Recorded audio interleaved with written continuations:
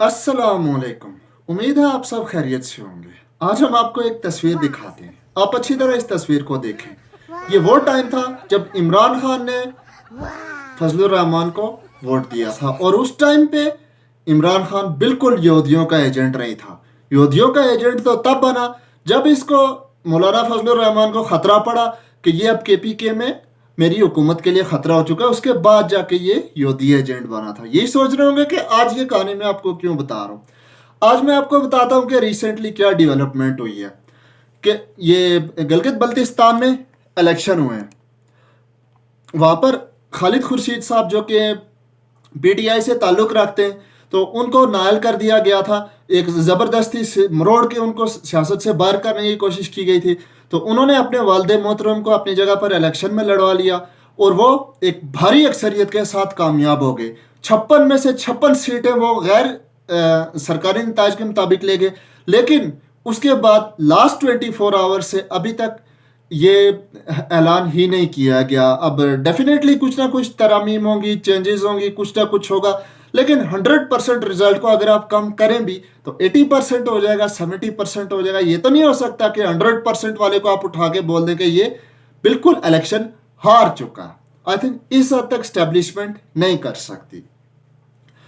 फिर उसके बाद अगला टॉपिक मैं आपको बताता हूँ। तो पाकिस्तान में स्मगलिंग बहुत ज़्यादा हो रही है, तो उस हवाले से अब बिल्कुल स्टैब्लिशमेंट ने आस्तीनें चढ़ा ली हैं, और वो कहते हैं कि अब हमने स्मगलिंग करने वालों को किसी सूरत नहीं छोड़ना। पाकिस्तान में जो ईरान से तेल स्मगल हो रहा है उसमें 29 सियासतदान मुलविस हैं और 90 सरकारी अफीसर मुलविस हैं। और एक और बात कही जा रही है कि ईरान से जो तेल स्मगल हो रहा है और उसकी जो इनकम है उसको दहशत गर्दी के लिए इस्तेमाल किया जा रहा है। सालाना 2 अरब 81 करोड़ लीटर तेल पाकिस्तान में स्मगल होता है, और पाकिस्तान को 60 अरब से ज़्यादा का नुकसान होता है। ये बात याद रखिए कि अभी हमारे कौमी खजाने में 10 अरब डॉलर है या 20 अरब डॉलर है, इससे ज़्यादा हुए ही नहीं है। इमरान खान के पीक में भी 22 अरब डॉलर हो गए थे।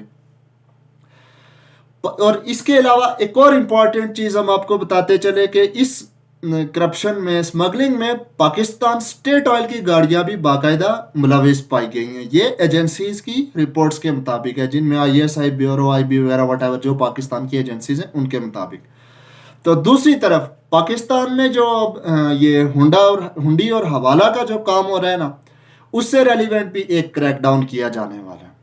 772 करेंसी डीलर पूरे मुल्क में मौजूद हैं, और सबसे ज़्यादा 205 जो पंजाब में मौजूद हैं, 183 सिंध में मौजूद हैं, बलोचिस्तान में 104 मौजूद हैं, आज़ाद कश्मीर में 37 और इस्लामाबाद में 17 डीलर्स मौजूद हैं जो हुंडी का काम करते हैं।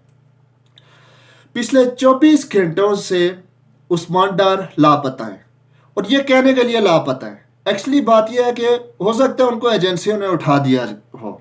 सेम एस्टीज जैसे इमरान रियाज लापता है, पिछले 3 महीनों से लापता है, और PTI के कितने कारकुनान को ऐसे लापता कर दिया गया।